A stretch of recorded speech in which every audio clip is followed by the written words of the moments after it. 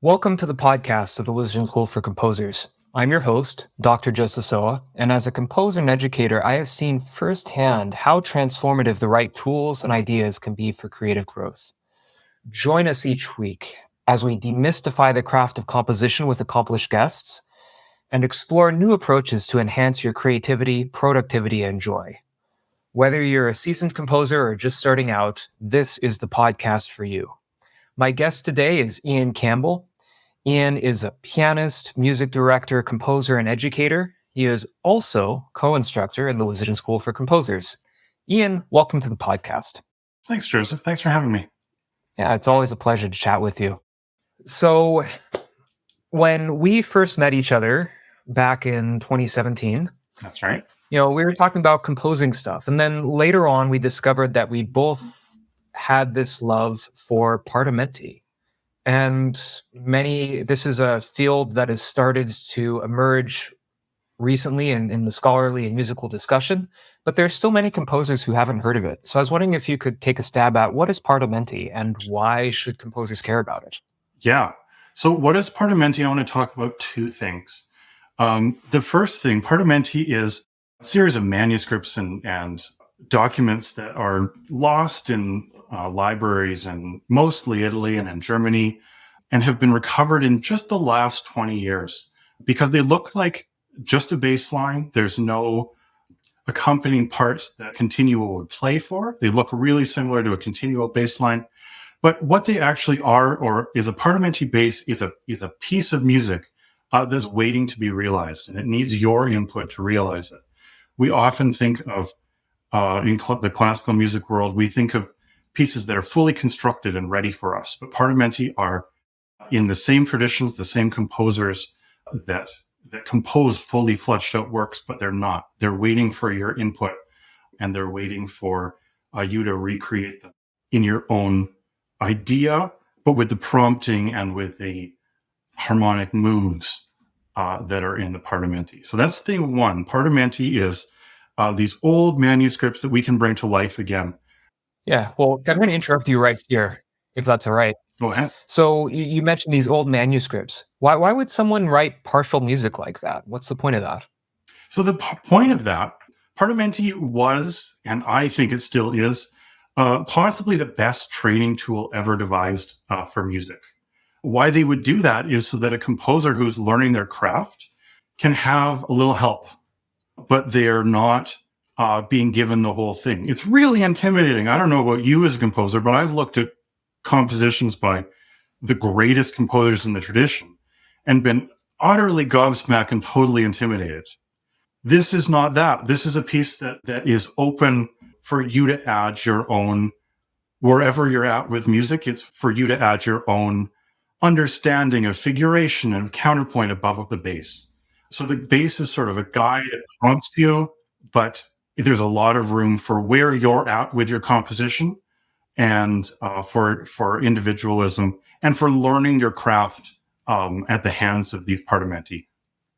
So essentially, whether you're a beginner or an advanced composer, you could look at the same bass line and get two different things out of it. There's a long tradition in the schools in Naples where the Partimenti tradition was really at its greatest height, and also in the French conservatories, of trying to make as many different realizations of a bass line as possible. So not just you and me having a different one, but you having 20 and me having my own 20 or 40 or 60 realizations of the exact same thing. That's awesome. So I interrupted you. You mentioned that there's one thing that you wanted to say. We'd kind of talked about that. What was the second aspect of Partimenti you wanted to bring to us? So the second aspect of Partimenti that I think gets overlooked quite often is a methodology that's really brilliant. So these bass lines give you, the bass lines can be from, I think the shortest ones are 12 to 16 bars, up to the fugues and the really advanced Partimenti that are sort of movement length pieces. And Partimenti offers a methodology of learning. I don't like saying music theory. I like saying music practice, because what you're doing is you're more immediately than any music theory assignment I've ever done, you're making sound over this bass. And you're seeing really immediately how this bass line inspires music and creates music. And you're really quickly learning this works, this doesn't work. You're hearing where a tritone doesn't resolve, or you're hearing a parallel fifth. And then those rules become, instead of sort of these annoying things that our professors have to prattle on about, you actually hear them and they're part of you. And when you've got a bad line of counterpoint going over a Partimenti, you hear it. There's an immediacy of making the music and hearing it as you're sort of putting it, cobbling it together. And I think as a composer, I want to be able to compose quickly, and I want to be able to compose the best possible line that I can come up with. And having just sitting at the keyboard and coming up with possibilities, I can come up with way more possibilities at the keyboard than I can with a piece of paper. I can play faster than I can write. Yeah, so Partimenti is also a methodology. And that's sort of what I take into when I'm working on 20th century material or 21st century material. That's kind of how I work on it. I take that same methodology and I apply it to non-common practice stuff. Yeah. You mentioned it a little bit in your answer about this other thing. You meant about, hearing the things when you're doing Partimenti. Yeah. Why is it that you're able to hear things in Partimenti? How is it different than music theory? Well, every music theory assignment that I've ever done has been done on paper. Would you agree with that? Yeah, I mean that was most of my experience too. Is these are handwritten assignments. And I think that's, if you're going to a college or conservatory or a university and you're going through a music theory program, I think that's what most of us these days do. But at a Partimenti, I like to think of it as semi-improvising, because you're not totally freely improvising, but you're creating something spontaneously in the moment, inspired by this bass line. You're sort of you're holding hands with this bass line, and it's really telling you what intervals above that bass line you can use. And it often has a prompt or several prompts for what kind of figuration you might be using, or what kind of melodies you might be creating on top of that. So I really like to get people working on Partimenti in the sound world with your instrument. I've had people record themselves playing the bass line on their instrument in the low range, and then improvise in a higher range at the piano. You can do that with two hands. I've seen lots of people do that with the guitar. And so it's really, instead of living on a pencil and paper world, we're living in a sound world, which is where music lives. Yeah, that's awesome. I think that's a really great distinction. So you're learning how you have these bass lines that are helping you learn how to compose. How do you eventually bridge that gap from, okay, here are these bass lines and now I know how to now I know how to compose? I mean, like, obviously I'm not going to just take a bunch of like 32 bar long Partimenti and just string them one after the other. That wouldn't be particularly original. So what is it about these bass lines that, in addition to that they're holding my hands for the intervals that are above them, what is it about these bass lines that enables me to compose better? Just as you said that, there's a string quartet by Roy, American composer who studied with Boulanger. Roy Harris? Yeah. There's a string quartet he wrote that's a realization of a Partimenti that Nadia Boulanger gave him. And it was only the last couple of years that someone realized that, oh, he ripped off the harmony from a Partimenti and from the 17th century. So he did it. Anyway, to answer your question, Partimenti can teach you. They're written by great composers who really knew how counterpoint and harmony worked. And they understood that harmonic push to get from the beginning of a piece to the end of the piece. Okay. So one thing they're teaching you is they're teaching you form, and they're teaching you the understanding of how to get from one place to the other over the course of 16 bars or 32 bars or 64 bars or whatever. So that's one sort of way that you're learning as a composer. And you can kind of take that, extrapolate that to outside of the Partimenti. The other thing they're teaching you is they're teaching you this repertoire of patterns that are part and parcel of contemporary pop, jazz, classical, Western music. These patterns come into vogue and go out of vogue, but they're there. And we restyle them and we retool them for every generation. But they're teaching you this repertoire of patterns that can really get in your ears. So you start hearing music differently. You start hearing these patterns. And you can also learn these patterns as part on your instrument. And so now you've got access to this repertoire of these patterns that are the most common building blocks of art or music. So these patterns, I'm going to interrupt you again. Absolutely. These patterns, help us understand it. Like, because I mean, like, musical pattern can refer to just about anything. What do you mean when you say patterns? What are some examples? So one of the most common patterns is the down 4 up 2 sequence. You're going to know that sequence from Pachelbel's canon that you may have heard at a wedding recently over the summer. But it is Piano Man by Billy Joel, Penny Lane by the Beatles, Jolly Old St. Nicholas, Pachelbel's canon. There's a really funny parody called Pachelbel's Rant of a whole bunch of rock songs. I was just driving and listening to some George Benson, and I think, oh, there's the pattern. So we've got the down 4, up 2, and down 4. Bass line. I did that in D major because of Pachelbel's canon. Why not?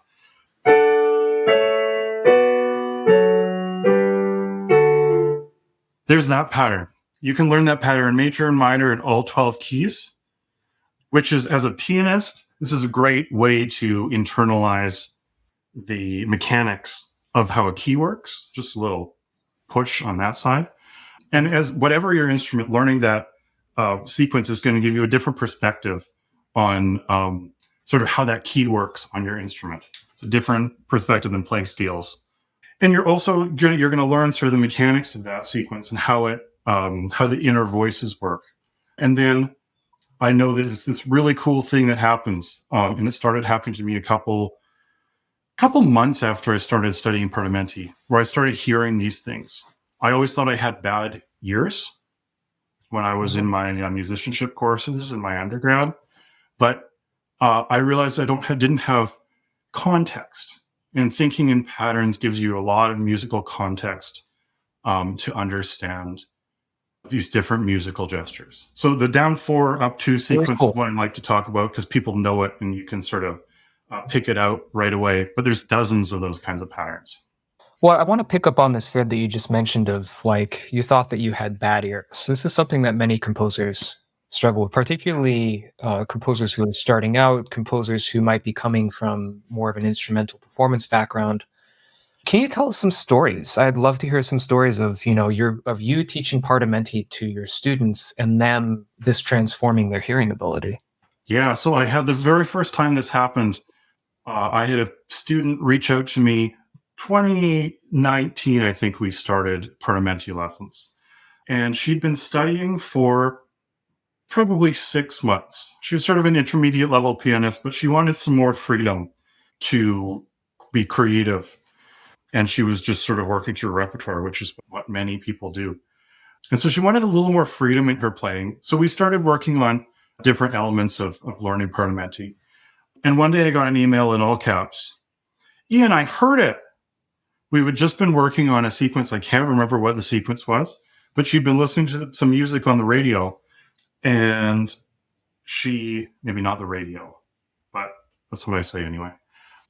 And she, within 10 minutes after sending me that all caps email, I got a recording of her picking out that sequence from whatever composition that had been. So she was able to, in one swoop, pick out what the sequence was and have sort of enough recollection of the melody that it took her about 10 minutes. I don't know. She recorded it and sent it to me about 10 minutes later. So probably took her about 7 minutes to figure out how the melody and some inner voices worked. It was such a cool moment for me as a teacher because I knew that it happened to my ears. But it was just really cool that she was listening to this piece of music and she had this framework in her head for understanding the sequence. And because she had this framework, she was immediately able to go to the piano figure it out.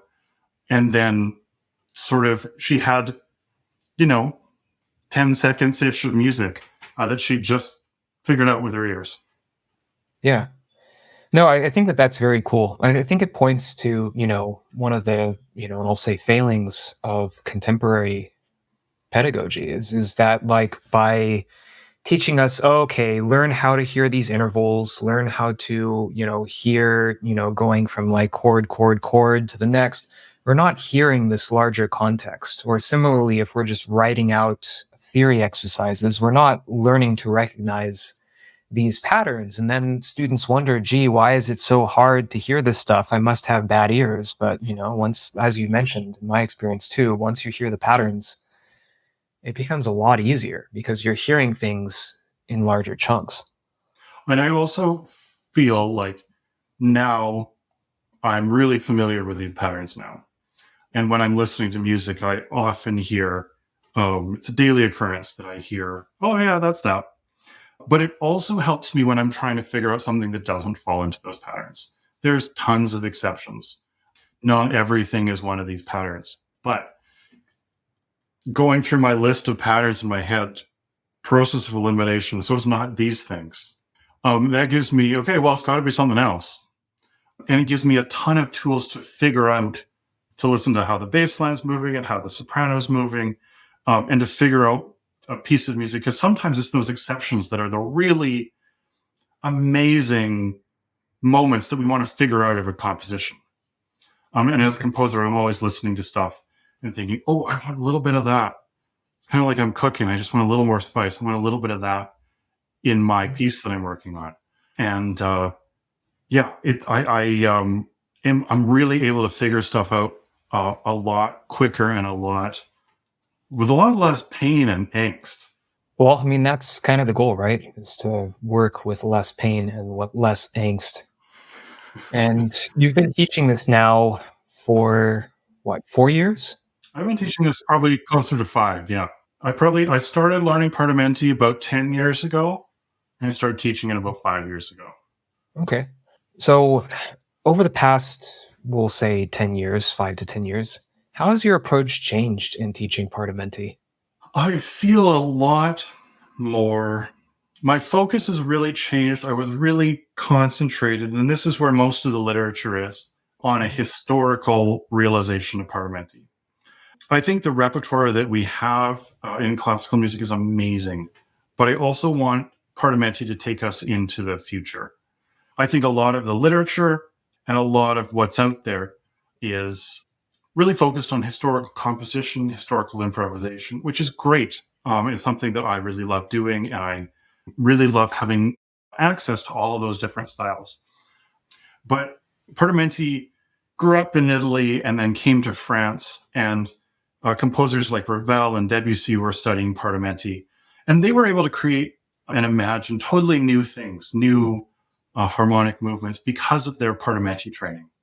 And I really think that Partimenti still has that ability if we take the stock of what's already there and we continue adding to it, continue experimenting with new harmonic gestures and new melodies above the basses, and experimenting and writing new Partimenti that feature different harmonic moves and different chords and scales and sonorities.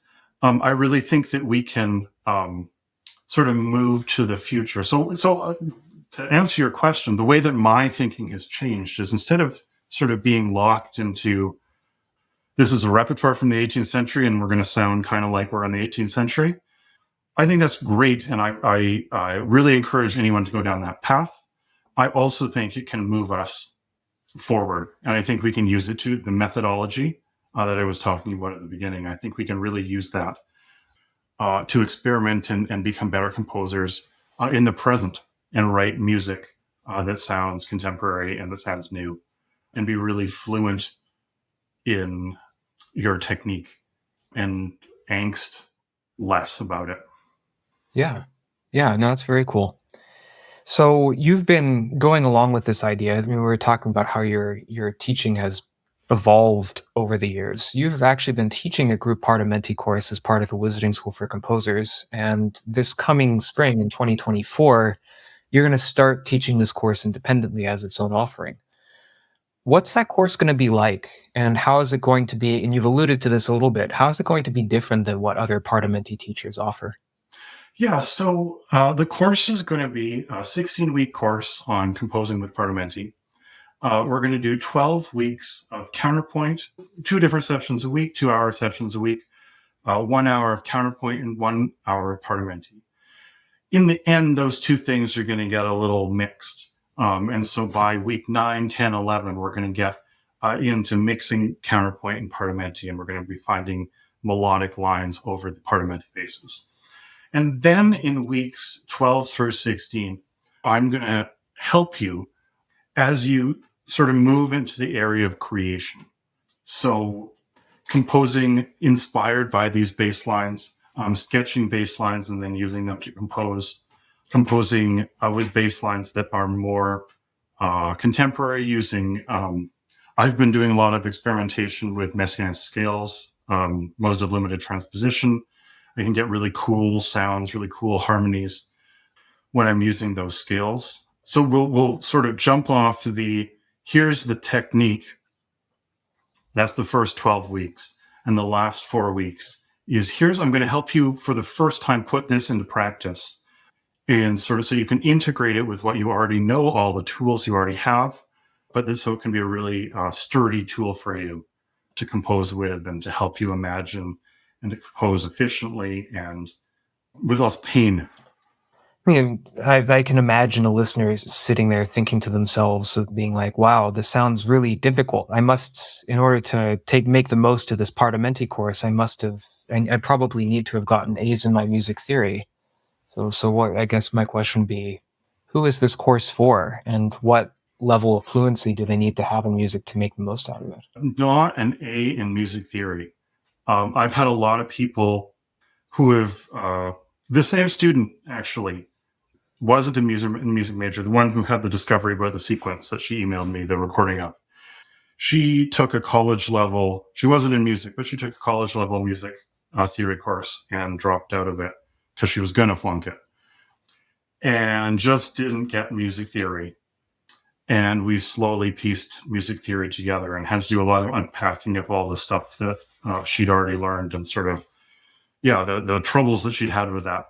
This course is for people who want to be more musically creative in their practice. So that could be someone who is a teacher or a performer, and you have a considerable technique at your instrument, but you don't really create music. This could be for a composer who feels stuck with the tools that they learned in the college or conservatory or university music theory courses and wants to have a swifter technique and more fluid understanding of harmony. So it's really open to people who want to be more musically creative and have historically informed tools. Like these are tools that so many composers had at their disposal.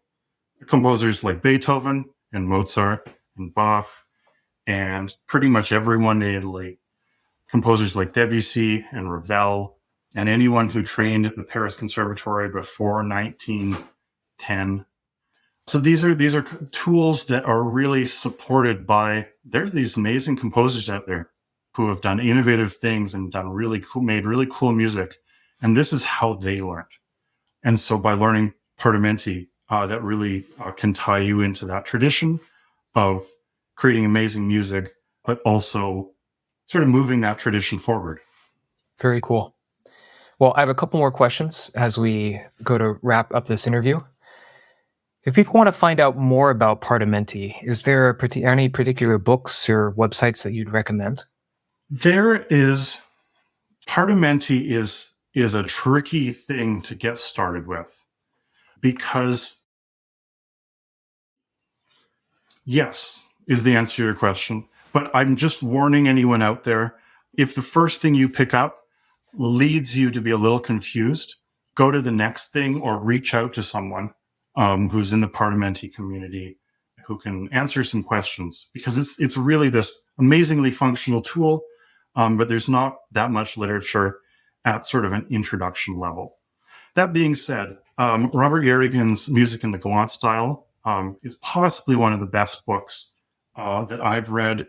Robert Garrigan is an eminently readable academic. Also, his later book that I think is really his magnum opus is called Child Composers in Old Conservatories. I think I'm close to the name. If you look up Robert Garrigan, Child Composers, you'll be able to find it. And that's an amazing book that walks you through a lot of history and a lot of theory, the Italian Partimenti tradition and how it moved to France.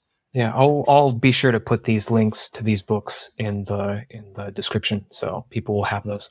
The other book that's great is Giorgio Sanguinetti's Art of Partimenti. It's more of a theory book. There's some history there. It's more of a theory book. I will point you to one website, partimenti.org. It's a collection of modernized and manuscript collections of Partimenti. There's often new stuff.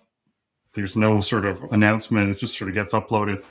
But there's lots of Partimenti collections there, and it's a good modern source, so you're not sort of peering at a manuscript. So that's a really great resource that's out there as well. Awesome. Well, thank you for sharing those resources. And thank you for coming to the podcast today and telling us a little bit about Partimenti and what it is that you do as teaching it. If people have more questions for you, how is it that they can find you? They can find me at partimenti.ca. It's where my information about my course is there, and you can contact me through that website as well. Great. Excellent. Do you have any last comments that you want to share with the listeners today? I really think you know a lot about Partimenti yourself. You knew the questions to ask. So I think we've covered the bases. Okay. Well, Ian, it's always a pleasure to have you and talk to you about this Partimenti stuff. I think it's a really powerful tool, and I'm excited that more composers are finding out about it. Thank you so much for being on the podcast today, Ian. I'll see you later. And everyone else, happy composing. Take care, everybody.